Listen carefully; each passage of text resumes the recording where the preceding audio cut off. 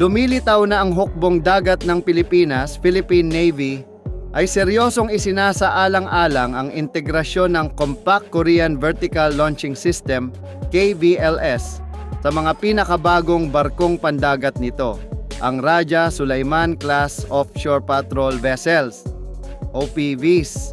Ang hakbanging ito ay isang makasaysayang milestone na maaaring ganap na baguhin ang papel ng OPVs mula sa tradisyonal na patrol at constabulary roles patungo sa mas modernong paninilbihan bilang bahagi ng isang integrated at combat-ready fleet.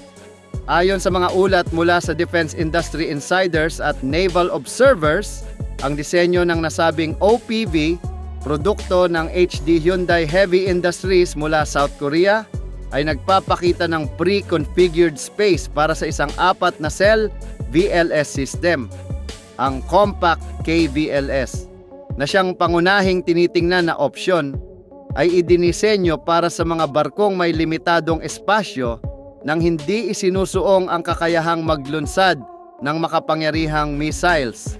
Kung maisa sa katuparan, ito ang kauna-unahang pagkakataon na isang OPV ng Philippine Navy ay magkakaroon ng vertical launch system na may air defense capability, isang tunay na game changer sa naval doctrine ng bansa. Kasabay ng VLS, tinitingnan din ang posibilidad na gamitin ang Korean Surface-to-Air Anti-Missile, KSAM, isang short-range missile na may mataas na kill probability laban sa mga drone, low-flying aircraft at sea-skimming anti-ship missiles. Dahil compatible ito sa Compact KVLS, nagiging ideal partner ang KSAM para sa mga bagong OPVs. Isang kapansin-pansing aspeto ng sistemang ito ay ang quad pack capability, 4 na missiles sa bawat cell. Kung ang Raja Sulaiman class ay magkakaroon ng 4 na VLS cells, ito'y nangangahulugan ng hanggang 16 na ready-to-fire missiles, isang malaking tulong sa pagpapataas ng kakayahan ng barko sa pagtatanggol laban sa mga aerial threats, sa kabila ng pagiging hindi isang frigate o destroyer ang OPV. Malaki ang potensyal ng ganitong armament upgrade sa panahon kung saan lumalala ang tensyon sa West Philippine Sea. Ang pagkakaroon ng air defense missiles sa isang patrol vessel ay nagbibigay sa Philippine Navy ng bagong antas ng kakayahan. Mula sa simpleng pagmomonitor ng maritime territory, ngayon ay may kakayahan na itong tumugon sa air threats sa sarili nitong level. Ipinapakita rin ng planong ito ang mas malawak na estratehiya ng Armed Forces of the Philippines, AFP, na pag-iba-ibahin ang pinagkukunan ng mga defense systems. Bagamat nananatiling mahalaga ang mga missile system mula sa Europe, gaya ng Mistral 3 at VL Mica, ang pagkakaroon ng alternatibo mula sa South Korea ay nagpapalawak sa flexibility at interoperability ng sandatahang lakas ng Pilipinas. Hindi maikakaila na ang lumalalim na ugnayang defense industrial sa pagitan ng Pilipinas at South Korea ang nagbubukas ng pintuan para sa mas makabagong teknolohiya. Mula sa mga frigate gaya ng BRP Jose Rizal class hanggang sa paparating na corvettes at OPVs.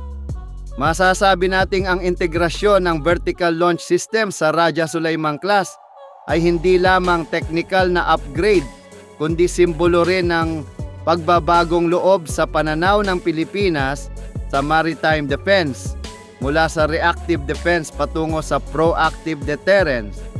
Isang Navy na may mas matalas ng ngipin, handa sa harap ng panganib at hindi basta-basta matitinag.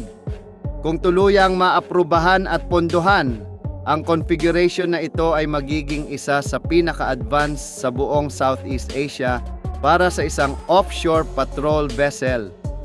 Maaari itong maging benchmark o pamantayan para sa iba pang bansa sa rehiyon pagdating sa armadong OPVs at posibleng pasimuno ng bagong henerasyon ng light combat vessels na hindi lamang panlinis ng dagat kundi tunay na bahagi ng Integrated Maritime Defense Network.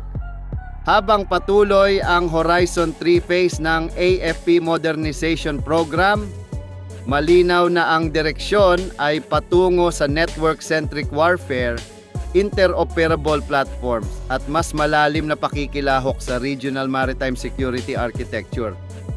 Sa mga darating na buwan, inaasahan ang mas konkretong detalye habang nagpapatuloy ang talakayan sa pagitan ng pamahalaang Pilipino at South Korean defense suppliers. Sa huli, ang ganitong inisyatiba ay hindi lamang tungkol sa teknolohiya.